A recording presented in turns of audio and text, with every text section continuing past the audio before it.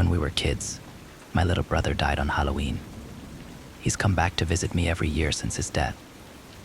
Jimmy returned for the first time exactly 1 year after the accident. I was home alone. Dad was at the bar and Mom was dead. We'd crammed her into a pine box and shipped her off to the incinerator months ago. I'd been sitting on the couch watching a plump cockroach scuttle across the coffee table, sipping whiskey that I'd liberated the previous night after Dad passed out. I wasn't quite drunk yet. At 11 years old, my tolerance to alcohol was comparable to most local stumblebum drunks. A knock came to the door, the gentle tap of brittle knuckles upon rotted wood. I paused with the rim of the bottle resting against my lips. Even the cockroach cocked its long antennae curiously toward the door. The local trick-or-treaters knew better than to come here seeking candy. Our ramshackle abode was always one DHS visit away from being condemned, and the cobwebs and sundry creepy crawlies in our front windows certainly weren't decorative. I reflexively choked out a sob when I opened the door and saw his ghostly form. The sheet draped over him was stained brown and soaked with stinking river water. "Jimmy," I asked, my voice croaking in disbelief. As if to answer me, his jaw fell slack, and I heard the tiniest groan emerge from under that sheet, like a whining door hinge in a quiet house. He raised his hand to me and I shrank back in fear, expecting him to thrust an accusatory finger and damn me as a liar and murderer. Instead, I realized that he was holding his hand open, expecting something. A dry, throaty sound whistled up from his slackened jaw, and I suddenly understood what he wanted. My little brother had come back for his favorite holiday. I rushed up to my bedroom, reached under my bed, and grabbed Jimmy's pumpkin-shaped Halloween bucket. I flicked off the roaches and shook out mouse shit, then ran back to the front steps, where my little brother was waiting. As Jimmy snatched his candy bucket from me, I saw them, watching us from the corner. It was the same group of older bullies that harassed us last year, on the night of the accident. Last time, they'd been wearing clown masks. They chose the Power Rangers this year. Despite their masks, I could tell that those bullies didn't quite believe what they were seeing. Jimmy had been presumed dead for a year, yet here he was, wearing the very same costume they'd seen him wearing on the night he went missing. I'd had a growth spurt since that night. Rage and self-hatred did wonders for a growing boy's physique, fueled by whiskey and a desperate urge to blame anyone other than myself for Jimmy's death. I charged them. Outnumbered 4-1, I took some shots, no doubt, but I routed them regardless, and I left one of them bleeding on the sidewalk, beaten nearly half to death. Then I returned to Jimmy, smiling, and hooked my pinky around his before we set off to celebrate Halloween. I sat on my couch, eyes trained on the flickering candle on my coffee table. The power had been out for a month, and I hadn't seen any good reason to turn it back on. I'd only be cutting into my meager booze budget. And besides, the city was kicking me out in a few days.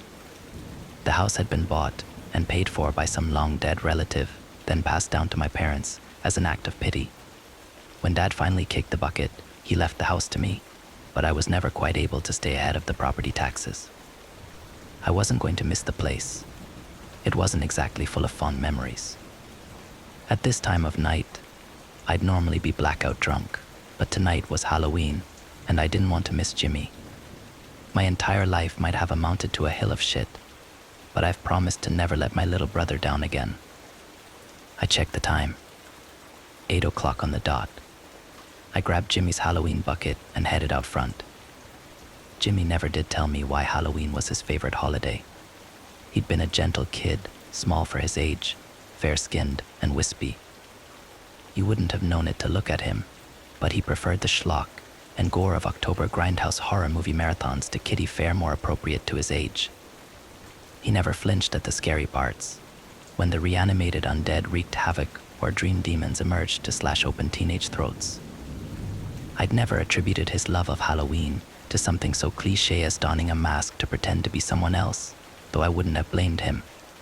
No, I'd always suspected that Jimmy loved this time of year specifically because it was when the world went dim and happily embraced the horrific. Vampires and possessed dolls and werewolves made more sense than the more abstract horrors we faced at home. Or, shit, maybe the kid just really liked candy. I stepped outside and the riverwards were alive with grinning jack-o'-lanterns, windows glowing orange and framed with fake spider webs, and scores of yuppie parents leading their kids door to door. I spotted him walking slowly toward the house. I swore. He got smaller every year. I waved to him. He didn't wave back, but he did cock his head slightly, as if he was struggling to remember who I was. As always, he was wearing the filthy sheet, soaked in river water. I felt a passing wave of revulsion and guilt when I glimpsed the faded bloodstains where the fabric hugged Jimmy's misshapen occipital. I smiled and offered him the bucket. Jimmy snatched it from my hand, though there was only darkness within those crooked eye holes I'd cut into the sheet 25 years ago. Somehow I knew that if he still had eyes, they'd have been gleaming. I reached down to his hand, hooked my pinky around his, and I took my little brother trick-or-treating, like I'd done every year since he first returned. This wasn't our neighborhood anymore. Sure, the names of the streets were the same, but that was about it. The yuppie influx, with the ensuing rent increases and property tax hikes, had squashed out most of the old guard. The newbies didn't care for the sturdy, century-old houses forged with brick and mortar. One by one, those stout homes were being flattened to make way for flimsier, but more stylish facades. Soon, our childhood home was going to suffer the same fate. Jimmy must have sensed that something was amiss because he tightened his pinky around mine. Though I haven't heard his voice since that night by the river, his pinky squeeze said enough. It said, "I've got you." That was our private show of reassurance that helped sustain us through our childhood. When Mom wept at the dinner table as we split a dried hunk of welfare cheese for dinner, I'd give Jimmy a squeeze. When Dad staggered home drunk and started laying into Mom, I'd join Jimmy on his small twin mattress. We'd squeeze pinkies, eyes shut tight, with pillows over our ears, so we wouldn't have to hear Dad's fist knocking against Mom's head. I've got you. Tonight, we stopped at every house that still had its lights on. Our new neighbors smiled awkwardly, genuinely troubled by the sight of the neighborhood drunk, escorting a child in a raggedy ghost costume. I didn't give a shit what they thought, as long as they tossed a few bite-sized Snickers bars into Jimmy's bucket. Soon, the streets began to empty, and the trick-or-treaters went home. One by one, those grinning jack-o'-lanterns went dark, those orange window lights dimmed, and it was just Jimmy and I wandering the lonely streets. We headed back toward the house. This was where we would normally part ways, with Jimmy heading back on his own. Tonight, though, I remained at his side. He cocked his head again. Curious. I squeezed his pinky. Though I loved Jimmy, he was still my little brother, and often I treated him as such. Just because I hated the neighborhood bullies didn't mean I didn't glean some pointers from their abuse. Sometimes I'd slap Jimmy around or steal his toys because he'd annoyed me somehow. Other times I just wanted to feel stronger than someone else. The day of his death, Jimmy had put me in a particularly foul mood. Using the 5-finger discount, I'd gotten comic books from the drugstore on York Street, and I was looking forward to thumbing through them. Jimmy came rushing into our bedroom, crying because the rats had gotten to his hand-me-down Jason Voorhees costume. The critters had gnawed through the plastic hockey mask and left the fake blood-splattered overalls stinking like rat turds. I told him to take it up with Mom and Dad, but he said Mom was passed out and Dad was at the bar, as usual. My mood instantly turned black, not necessarily because of Jimmy, but because once again I'd have to pick up the slack for our parents. I cooked most of Jimmy's meals. I scrubbed the stink off his clothes and got him ready for school every morning while Mom and Dad were off, drunk and doped.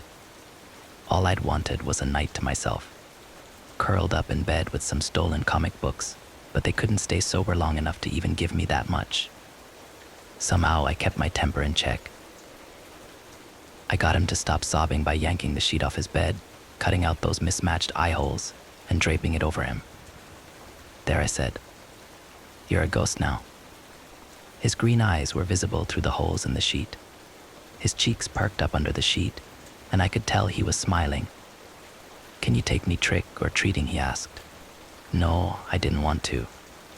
But I also didn't want him crying again, and Mom would have beaten the shit out of me if I let Jimmy wander the neighborhood alone. So we set out into the streets, amongst a legion of Ninja Turtles and Ghostbusters and Barbie dolls brought to life. Though it was simple, He enjoyed his makeshift costume. I was just hoping to get through the night without bumping into our enemies. That was certainly naive of me.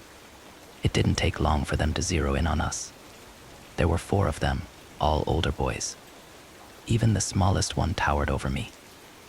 They were wearing clown masks, thin plastic smiling red-nosed clowns that filled my stomach with dread.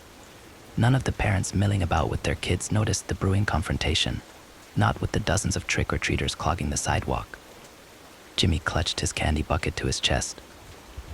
One of the bullies reached for it, and that was when I snapped. I couldn't help it.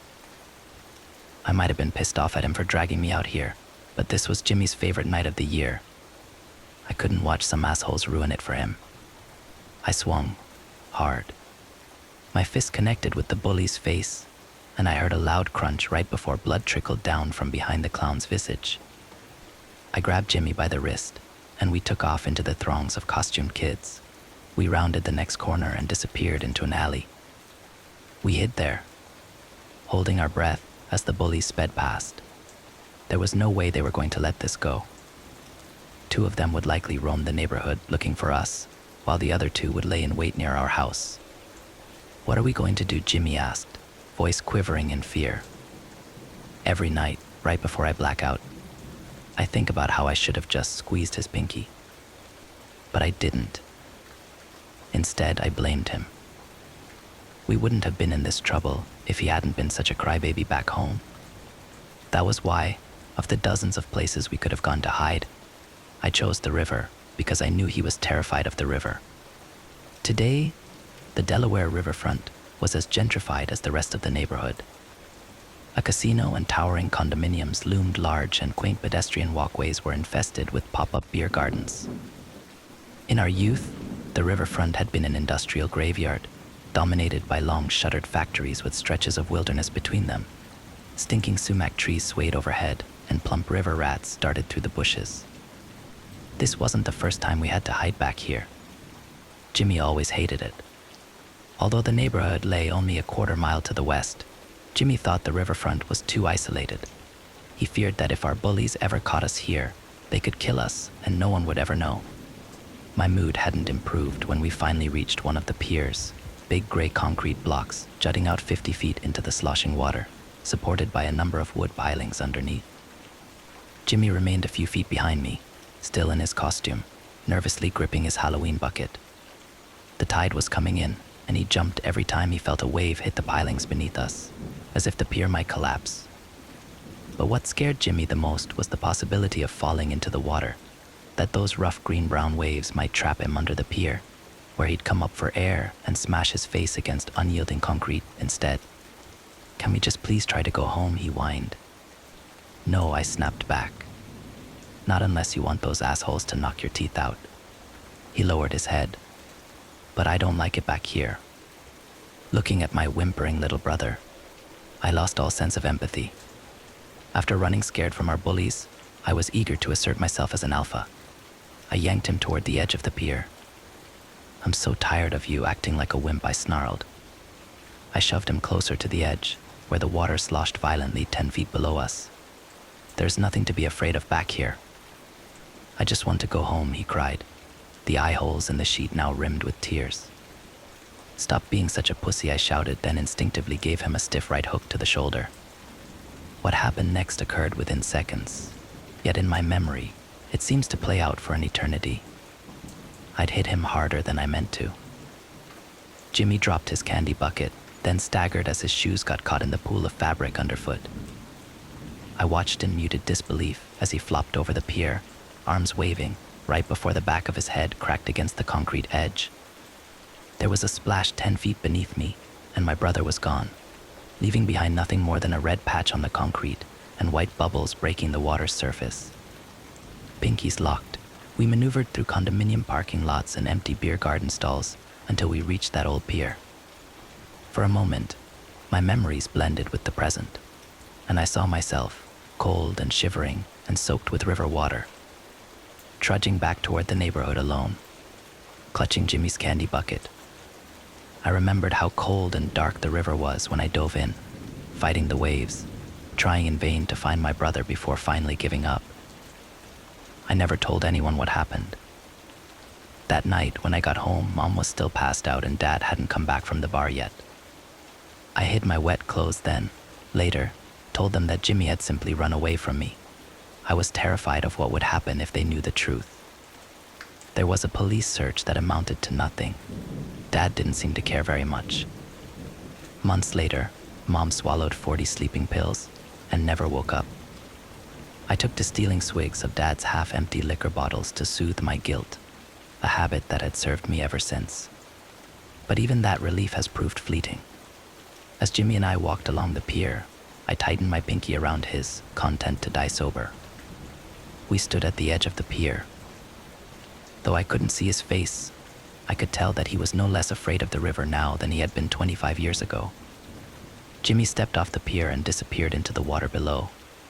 I wondered, once this pier was inevitably torn asunder to make way for a condo or another casino, would Jimmy still resurface on Halloween? If he did, and he ventured into the neighborhood, would he even recognize that the shiny new studio apartments were standing on the grave of our old house?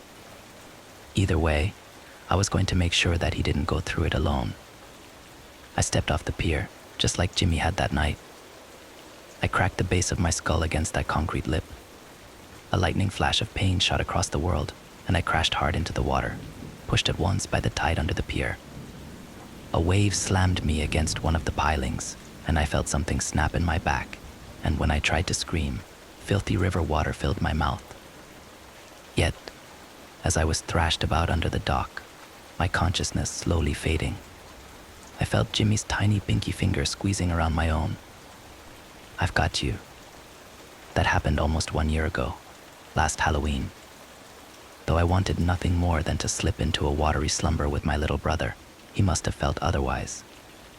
I woke up weeks later in a hospital.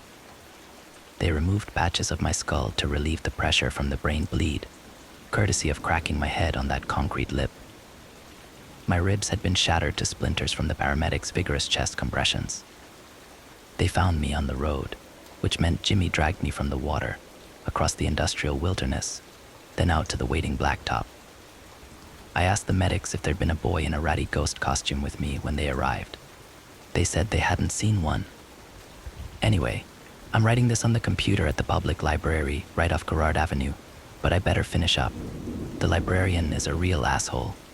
Doesn't like it when street bums like me stink up the joint. It's almost Halloween once again. Jimmy might not want me down in the water with him, but I'm going back to join him, regardless. I've got his candy bucket, so we can hit the neighborhood one last time. I've also got a box cutter with the sharpest goddamn razors I could find. Once Jimmy slips back into the water, I'm going to open myself up both wrists, then my carotid artery, and I'm jumping into that green-blue Delaware shit water right along with him. Because I'm Jimmy's big brother. God damn it. Next story. My neighbors take Halloween a little too seriously. Let me start out by saying that I am not a people person. When the pandemic hit North America, it was probably the best damn thing to happen to me. Most of my time is spent online anyway, seeing as I work in data collection for an auditing company. Let me tell you, that wasn't much fun either, given how crazy 2020 has been. Anyway, none of that has to do with the problem I've been having, but I figured that most people start these types of rants off with a few anecdotal notes. So, there ya go. In a nutshell, I like to be left alone.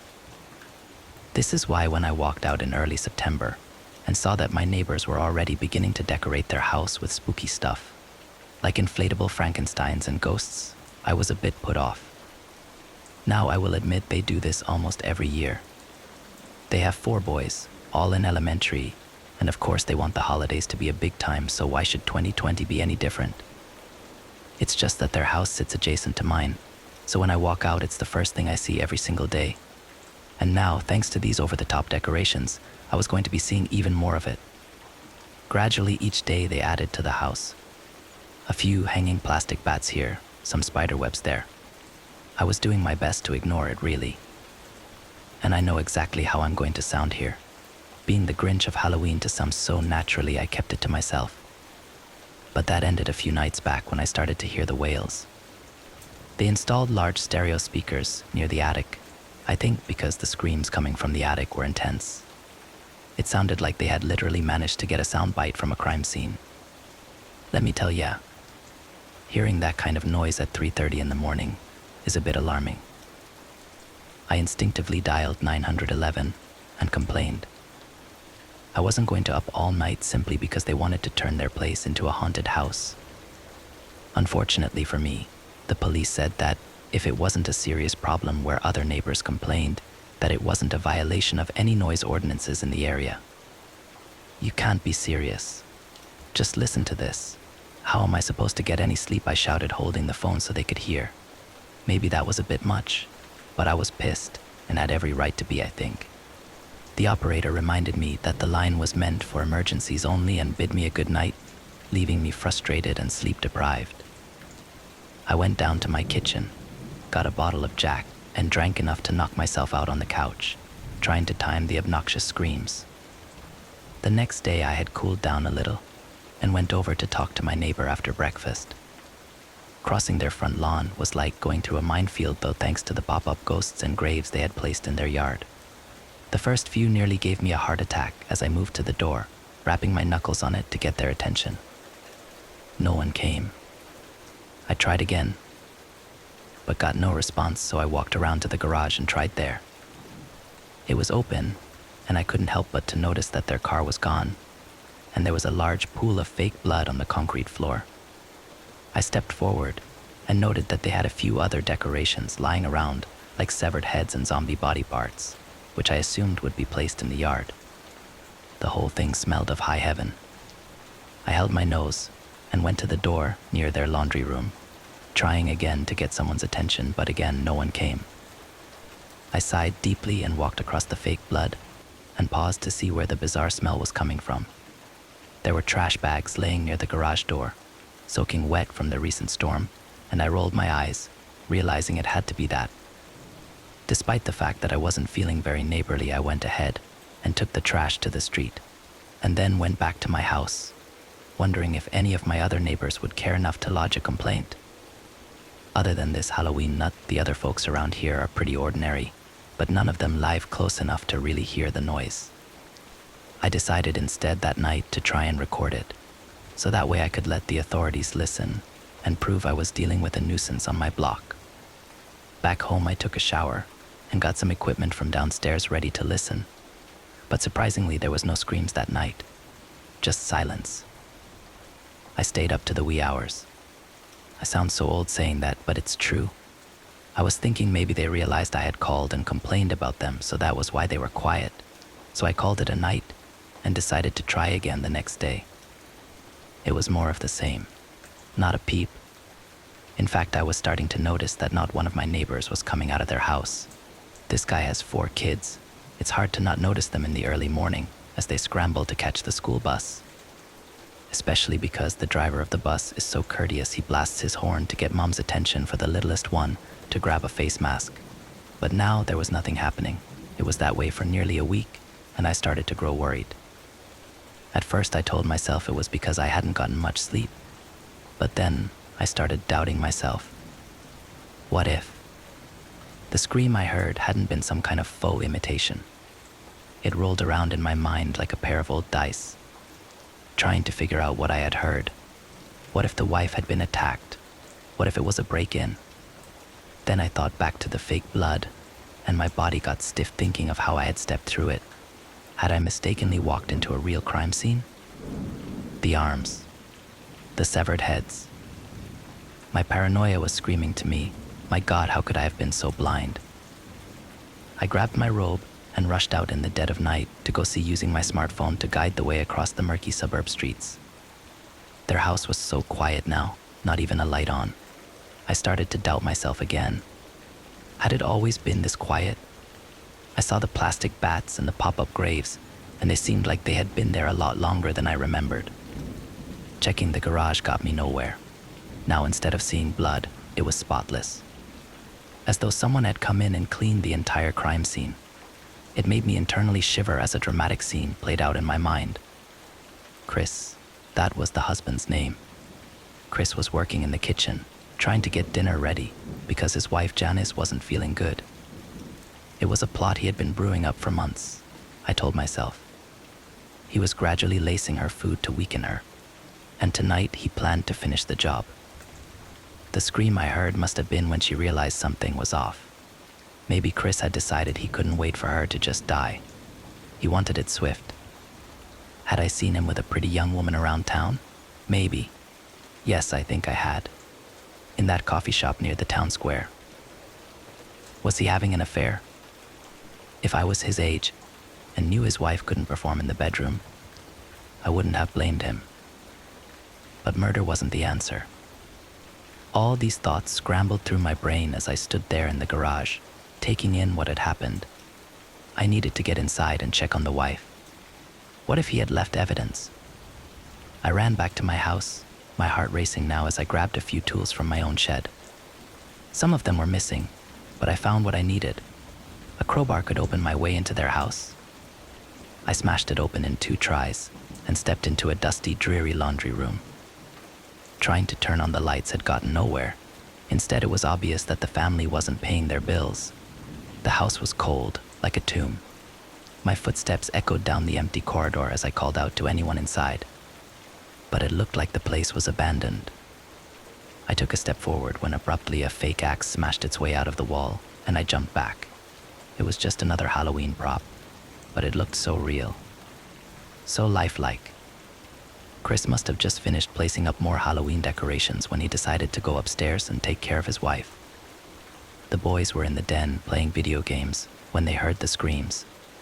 I imagined them running up to check on their mom, and then Dad panicked. He must have thought that the games would be loud enough that they wouldn't hear, or he had hoped that Janice wouldn't put up a fight at all. He had miscalculated, and before he knew it, now he had a massacre on his hands. I walked up the steps, thinking of how he likely had hunted his own children in this house. They must have been so frightened. I could see different places in the wall where they had stopped to catch their breath, or skirts in the rug where they had tried to hide. But their father was consumed with killing now. He was on a mission. Their begging and pleading wouldn't stop him. The little one probably went first, I thought, as I got to the top of the stairs.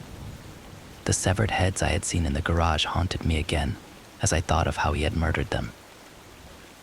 It was beyond repulsive. Upstairs I saw what looked like a hanging corpse. It was upside down from the rafters with its head loose as well, and it looked like it was meant to deter visitors from entering the master suite. I ignored the prop and pushed through, desperate to see if I was right about what had transpired. But the room looked empty as well. Other than more Halloween decorations, it was another immaculate example of how Chris had gone so far to cover his tracks. What had he done with the rest of their body parts, though? I thought about the trash I had taken out and felt sick. He must have cut up all their bodies and planned to toss them out. I stood there in a daze, realizing how far he had been willing to go. The poor children turned into shredded cheese, just because of his lust for another woman.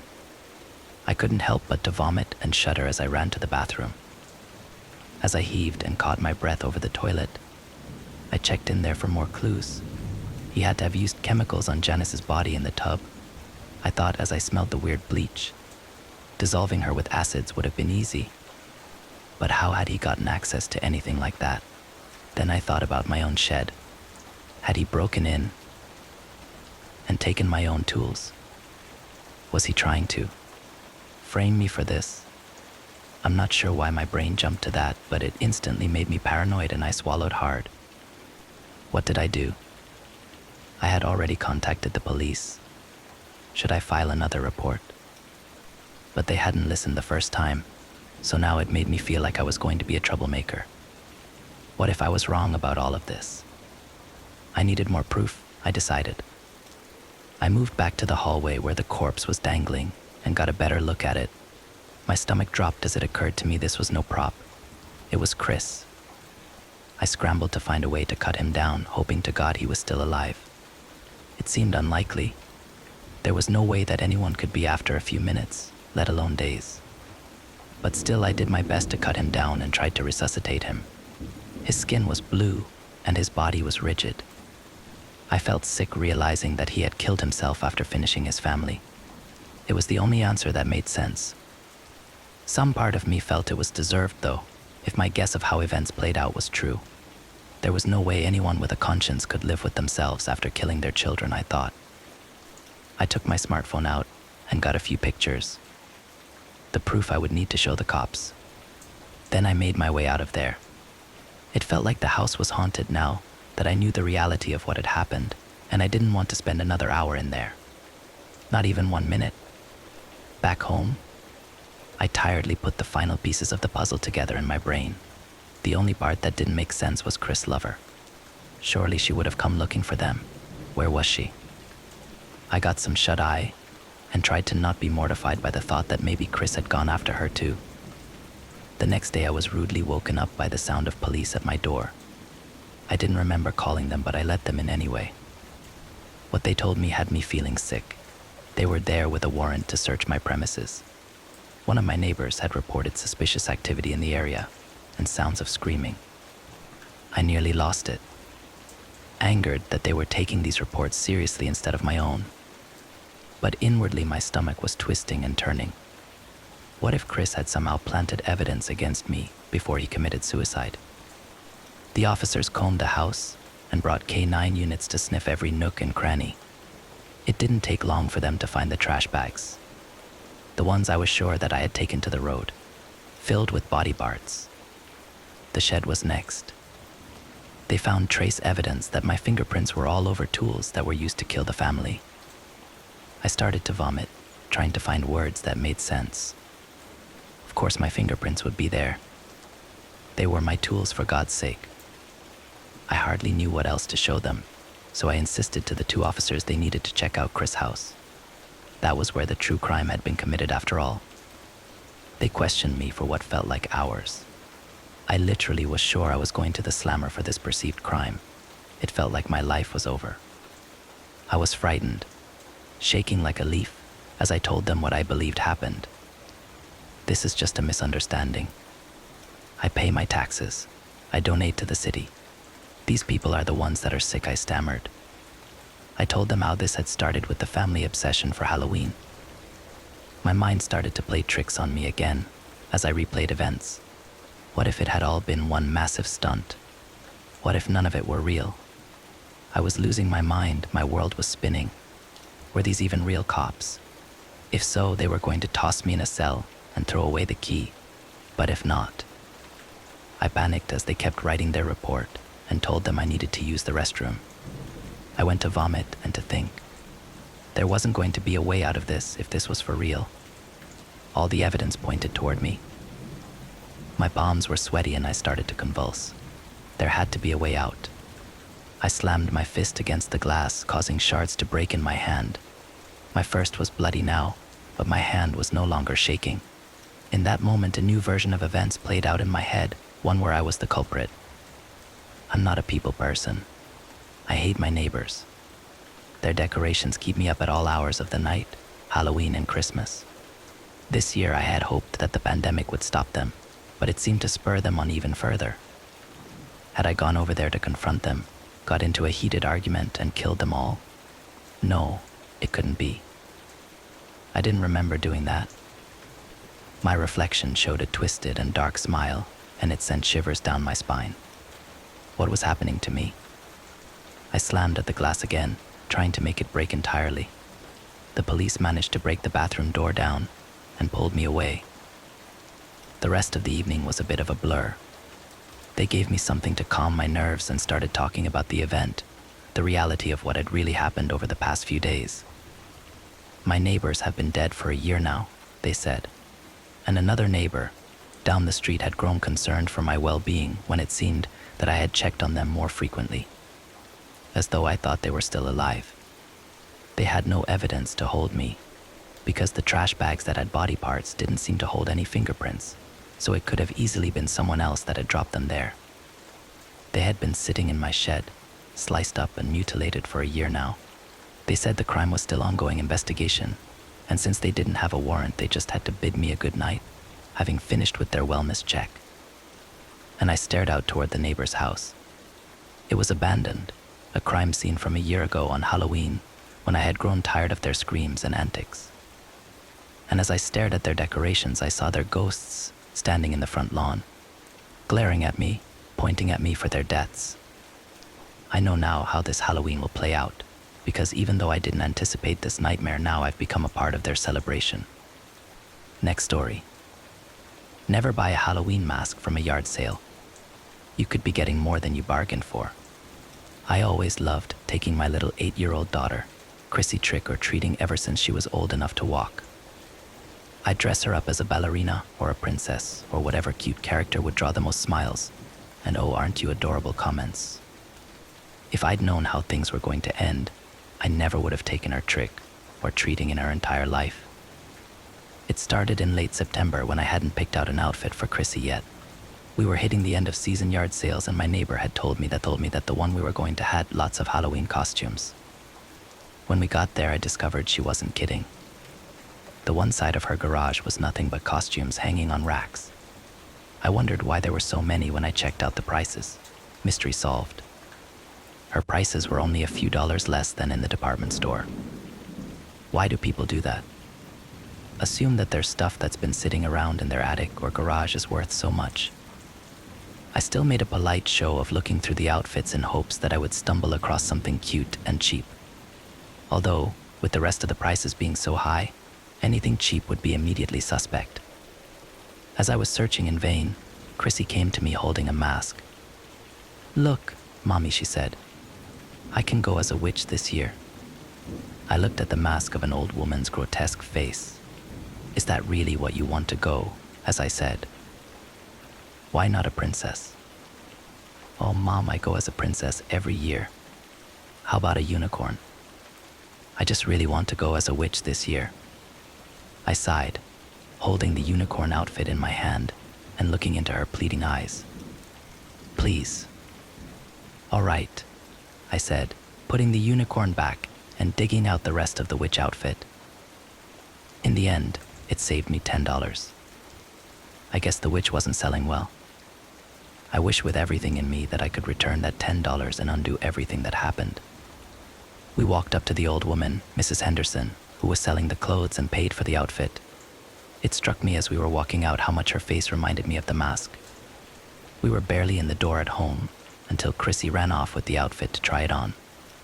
I carried in the rest of my yard sale finds and set them down to find places for them later. I turned around and my heart skipped a beat as a tiny witch stood staring at me. "Oh, Chrissy," I said, "you nearly scared the life out of me." "I'm sorry, Mommy," she said. But it wasn't Chrissy's voice that came out. It sounded high-pitched and garbled. "I see that mask has a little bonus to it," I said. "That's not all," she said in her modified high-pitched garble. "Looking through it is really cool too." It was a little disturbing hearing that voice, but knowing it was my daughter saying the words. If she were older, I was sure she would use this to scare me several times before Halloween came around. "Let me see," I said. She had a little difficulty taking the mask off, but once she did, I put it on and looked through the red lenses that were sewn in. It made the world look a lot different. Not just the color, but there seemed to be an aura around objects. I shrugged it off and lunged at Chrissy, saying, "Boo." She jumped and squealed as I chased her around the table. "I'll get you, my pretty," I said as I chased her into the living room. She dove onto the couch and tried to hide behind some pillows. I slowly circled the couch, closing in for the kill when I saw something dart away out of the corner of my eye. I didn't think she could move that fast, but I pursued the new target down the hallway toward the bedrooms. "Mommy, where are you going?" I heard Chrissy say behind me. I pulled off the mask and she was standing in the living room by the couch, watching me. I glanced back at the hallway and shrugged it off. It must have been my imagination. I went back into the living room and gave her the mask. "Are you sure you'll be able to see in that thing on a dark Halloween night?" I said. "I'll be okay, Mommy," she said. "There's plenty of street lights, and besides, you'll be there with me." "Oh, yes," I said. "I almost forgot." She smiled and hugged me, then grabbed the mask and skipped away happily. Over the next week, she took the time to scare me with it on a daily basis. It got to the point where I had to threaten to take it away from her. I still caught her wearing it quite often. With Halloween quickly approaching, I could barely keep the thing off her head. Finally, the big night came. Chrissy was bouncing off the walls with excitement. She was dressed in her costume and ready to go an hour before trick-or-treat even started. All through the day, I'd been keeping an eye on the storm clouds that were brewing, threatening to put a damper on our fun. But until evening rolled around, they had blown off and left a nice evening that wasn't too warm or too cool. We left the house, making sure to leave our porch light off so as not to tease any trick-or-treaters with the false pretense of candy at our house. We started down the dark street lit by the occasional street light. At first, Chrissy was pulling on me like a dog straining against a leash to get to the first house. But as we walked, she drew closer to me. The first house was everything you'd expect. The nice woman who answered the door asked, "And what are you supposed to be?" "I'm a witch," was Chrissy's enthusiastic response. But being said through whatever filter was in the mask made the woman jump. "Oh my," she said. "That's quite a costume." She politely held out the bowl for Chrissy to choose 2 candies from, then disappeared back into her house. We hadn't seen but a few other trick-or-treaters until we turned onto the main street, and they seemed to be everywhere, dodging back and forth across the street. They wore every kind of costume you could think of. From the classic ghost to cartoon characters to zombies to princesses. I looked wistfully at the princesses when the little witch holding my hand suddenly pulled against me. "What's wrong, sweetie?" I said as she huddled close to me. "I'm scared, Mommy," she said in that high-pitched, screechy voice the mask somehow produced. "Of what, baby?" "The monsters." I looked, and there was a zombie, Frankenstein, and a werewolf walking together toward us up the street. "Baby, they're just costumes," I said, "just like every other year." "Are you sure?" she said, her death grip on my hand loosening just a bit. "Of course, honey," I said. "Everyone is just dressed up to have fun, just like you. Don't you think some other little girl will look at you and be scared of the witch?" Her grip loosened to normal. We started down the street following along with a crowd of superheroes and other colorful characters. The more houses we went to, the more she seemed to relax and enjoy herself. There were still a few times when she would walk so close to me that she almost tripped me, mostly when there were large groups coming toward us. Frankly, I was surprised she could see much of anything out of that mask. There were a few spots where the streetlights were farther apart, and I struggled to see the sidewalk. On the whole, though, the evening had been going well. Her bag was filling with candy, and everyone seemed to like her outfit. We even came to Mrs. Henderson's house, the woman who had sold it to us. When we stood at the end of her walkway, Chrissy hesitated. "Are you sure the monsters are just pretend?" she said, looking up at me with that disturbing mask. "Of course, sweetie. Go on up to the door." A group was just leaving as Chrissy walked up. "Ah, I see one of my costumes has come home," Mrs. Henderson said, dressed as a witch herself and sounding much like the voice the mask made. "Tea. Trick or treat," Chrissy said. She stared at her for a moment, as Chrissy seemed to stare at nothing on the porch beside the woman. She glanced over at the empty porch and leaned down to whisper something in Chrissy's ear while she held out the candy bowl.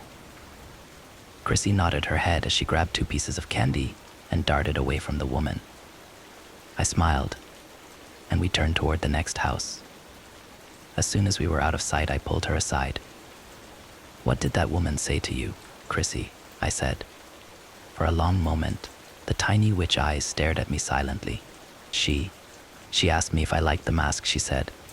I looked into those red plastic lenses, completely unable to tell if what she said was the truth. I paused and took a deep breath. "I think maybe we've had enough trick or treating for the night," I said.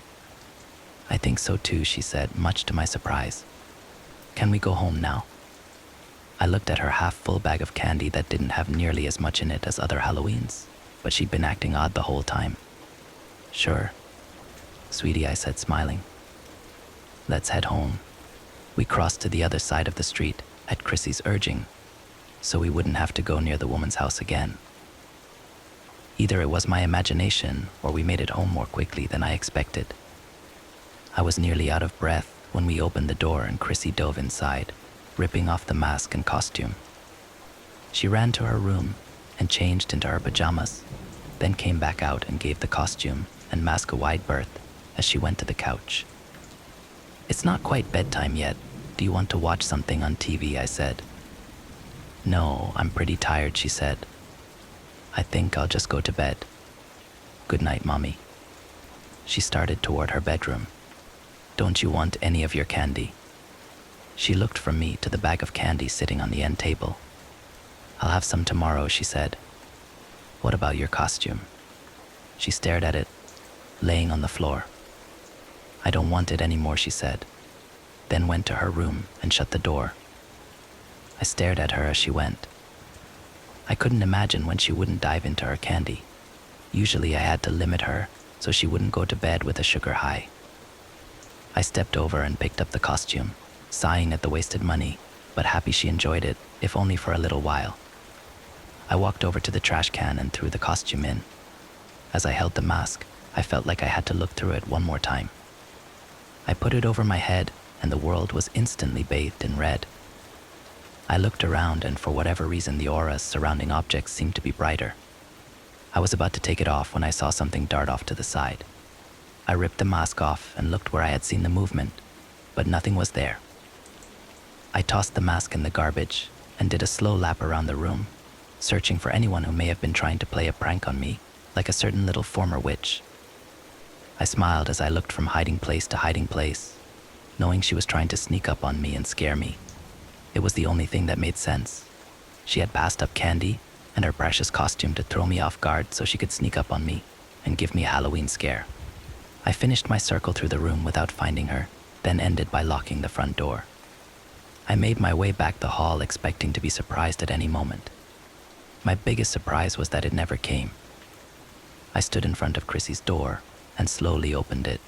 Peeking inside, I saw her fast asleep, or doing an excellent job of faking being asleep.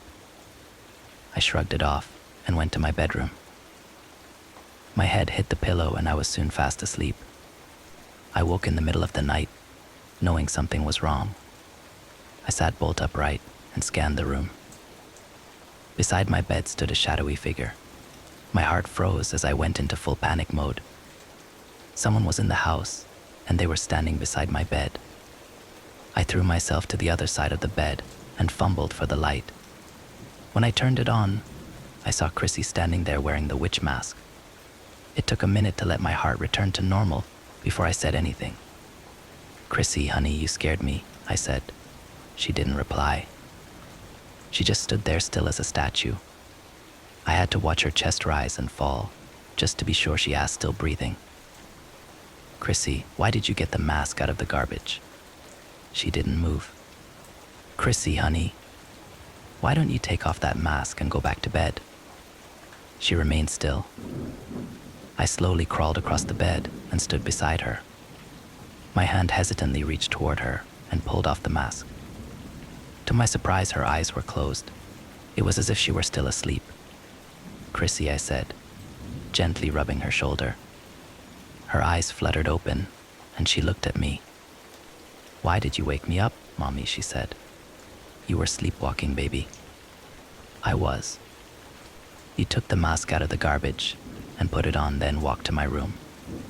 I don't remember that. That's how sleepwalking works, baby.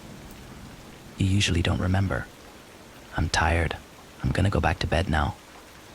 I kissed her forehead. "You sleep good now," I said. She walked out of my room, leaving me holding the mask. It stared at me with its empty red eyes, making me feel more than a little uncomfortable. I leaned over and put it in the bottom nightstand drawer, then turned off the light and tried to go back to sleep. But sleep did not come easy. I tossed and turned for hours.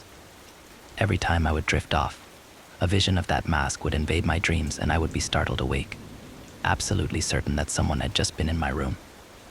But each time the room was empty. No sleepwalking Chrissy, no villainous stranger hovering over me. When morning came around, I stumbled for the coffee maker to try to get myself moving. "Good morning," Mommy Chrissy said, cheerfully sitting at the kitchen table watching TV while eating a bowl of cereal. I mumbled something like, "morning," as I stumbled through making a fresh pot of coffee mixing it extra strong. "Didn't you sleep good?" "Mommy," she said in her cheerful little voice. "No, I didn't. Thanks to a certain little visitor in the middle of the night," I said, trying to keep the edge out of my voice. "Who?" I looked at her, incredulous. Was she serious? Was she playing a game? "You," I said. "You came into my room in the middle of the night, wearing and scared me nearly half to death." Her little brow furrowed. "I didn't get out of bed at all last night, Mommy." "Yes, you did, Chrissy," I said. "You dug that witch mask out of the garbage and wore it into my room. You threw my mask in the garbage." "Yes, I did," I said slowly. "I thought it scared you so bad you didn't want it anymore." Her eyes became unfocused as she seemed deep in thought. "Maybe I was just tired last night. I didn't want you to get rid of my mask." "Then how did you?" I said as a news flash came over the TV. In local news, a 63-year-old Martha Henderson was found dead this morning.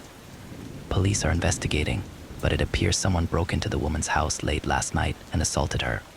She was pronounced dead this morning by the coroner. The cause of death: multiple stab wounds. A picture of the woman flashed up on the screen. "Look, Mommy," the lady we bought the mask from, Chrissy said. It hadn't dawned on me until she pointed it out, but she was right. The lady from the yard sale, who lived only a short walk away, was brutally stabbed to death last night. I thought back to Chrissy standing in my bedroom and shuddered at the fact that some crazed killer could have been hovering over me, or even worse, hovering over Chrissy last night. I shook the thoughts away as I glanced at the clock. "Hurry, honey," I said. "You'll be late for the bus." I went to the door as she gathered her book bag. When I got there, a shock awaited me.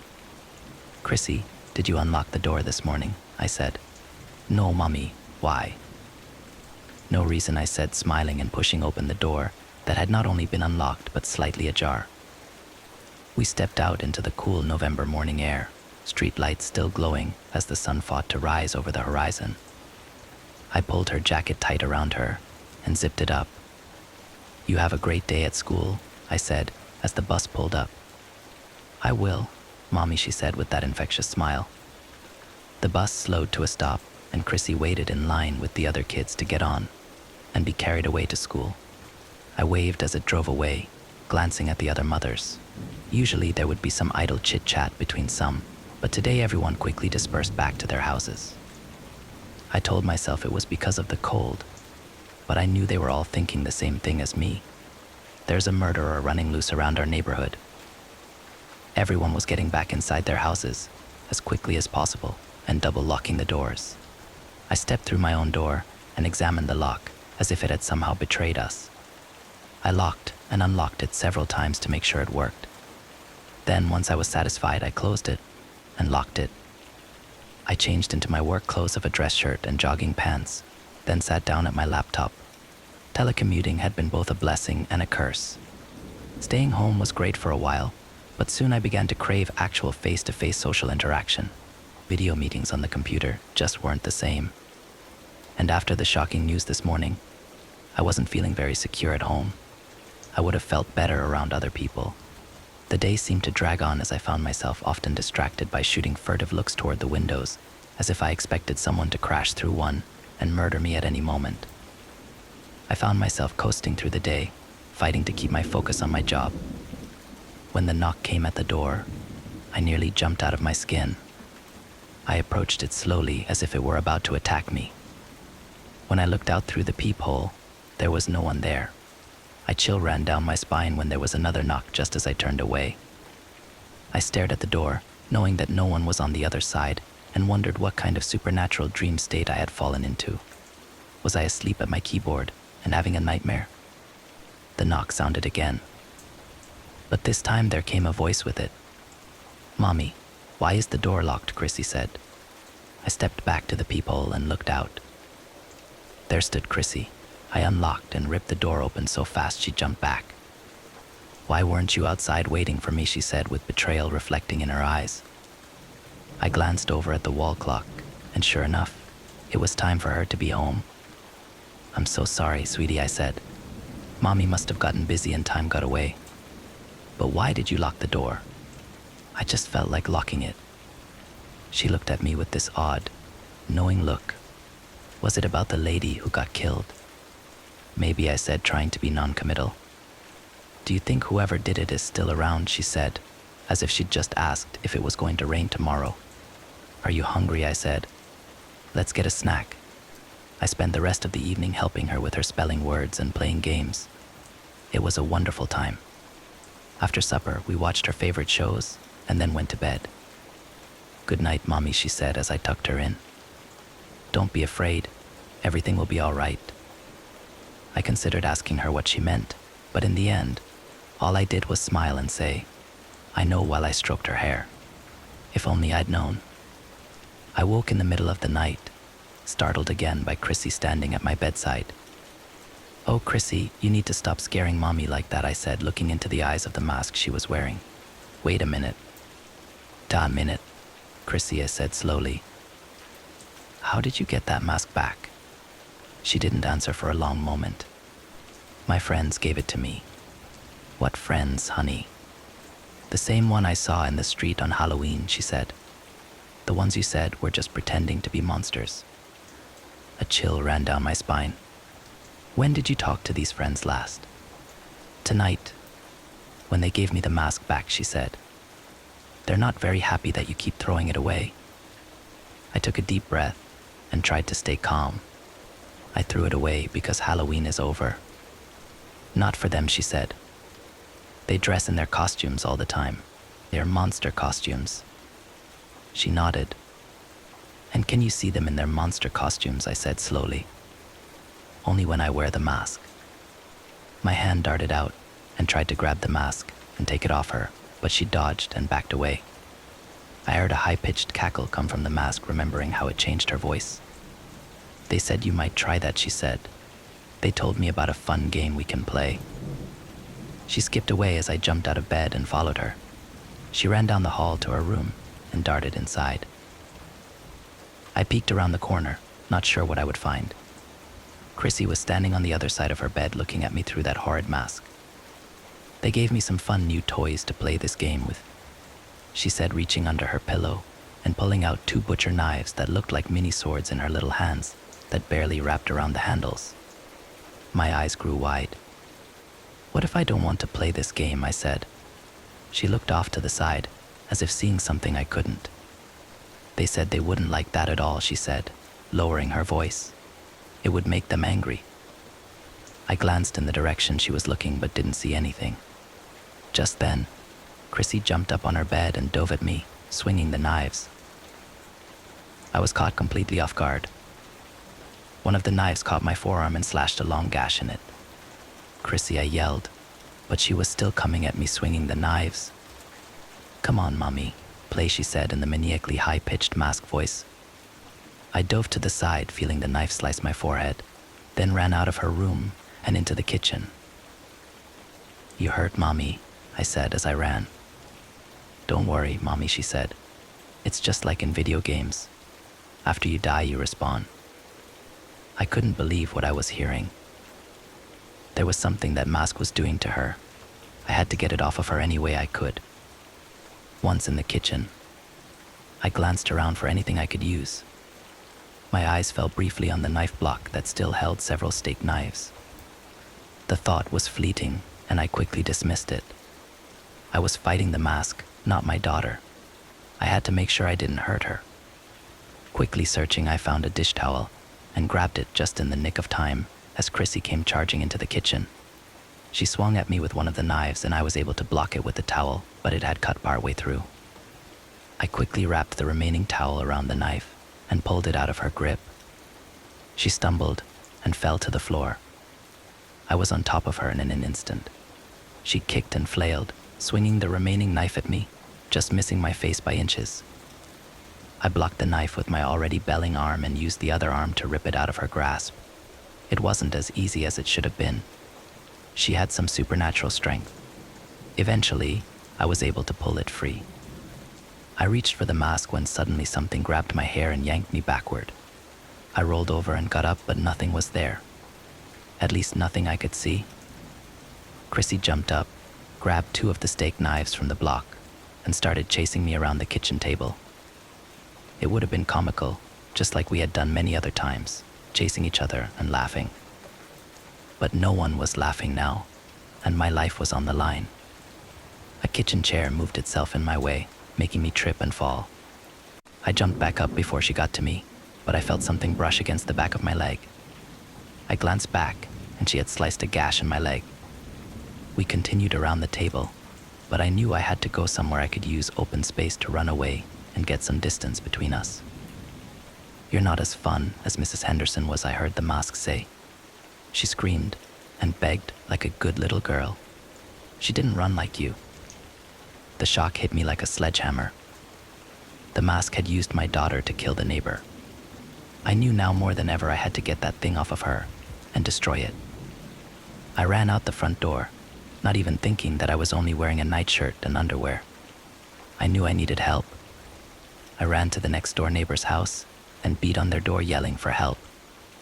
Chrissy burst out of our house and saw me, then ran after me. I went to the next neighbor and beat on their door, then the next, all the while with a little girl, wearing a homicidal mask, chasing me. After 3 houses, people started coming out to see what was going on. I doubled back to where a few of my neighbors had gathered. "Help me," I said. "I need to get that mask off of her." They looked from me to a charging Chrissy, holding 2 knives. I ran away and the neighbors parted like the Red Sea. There was a tree in our yard that had branches low enough to climb, but Chrissy hadn't been able to reach them yet. I climbed up, my bare feet slipping on the bark as I tried to make it out of reach. She came at me so fast I knew I wouldn't make it, and I would be a sitting duck for her to slice and dice. At the last moment, my feet gained enough traction to get me up to the first branch. She jumped and slashed at me, but all the blades cut was thin air. She stood under the branch, jumping and slashing at me in vain. She was still doing it when the police arrived and took her away. I jumped down, nearly tangling myself in the branch, and ran after the police. "Wait, please. That's my daughter," I said. They had restrained and disarmed her, but not taken off the mask. I pulled it off with much more effort than it should have taken, and throwing it as far away from her as I could. When it was finally off, Chrissy's eyes searched around as if waking from a dream. Her eyes landed on me. "Mommy," she said. "Yes, sweetie," I said, wrapping her in a big hug. Mom," one of the officers said. "Are you sure that's wise? This girl was just trying to kill you." "It wasn't her. It was that thing," I said, pointing at the mask. "But it was gone. I visit her every day in the mental hospital. The staff there are quite fond of her and say she's the most delightful patient they've ever had. None of them believe why she's there. They all say it must be some mistake. I know it was too. It was a mistake to ever buy that mask.